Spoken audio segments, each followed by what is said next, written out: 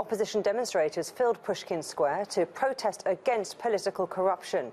More than 1,000 protesters started to march from the square to the Kremlin, but were blocked by police barriers.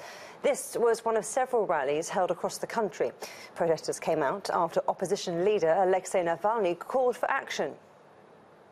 Navalny was detained by police before he got to the rally.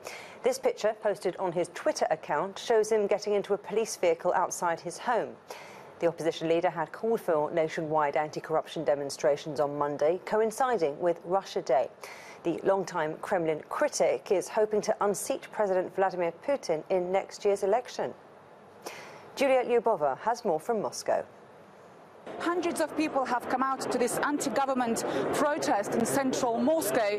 Many of them are shouting anti-government slogans such as "Russia without Putin," "Russia without corruption," and "Shame on you." Many people here are carrying Russian flags, and of course this protest coincides with the Day of Russia, so the crowds here are mixed with those who have come out to celebrate this national holiday.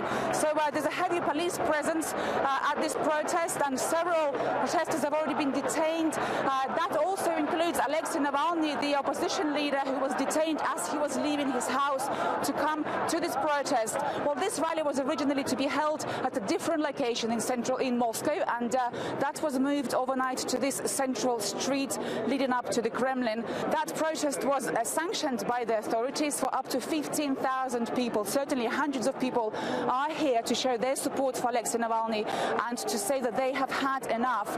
Well, this protest is one of in a series of protests against corruption in the government. It comes after Alexei Navalny's anti-corruption fund published a video in which they alleged that Russia's Prime Minister Dmitry Medvedev amassed luxurious mansions and yachts while he was in office.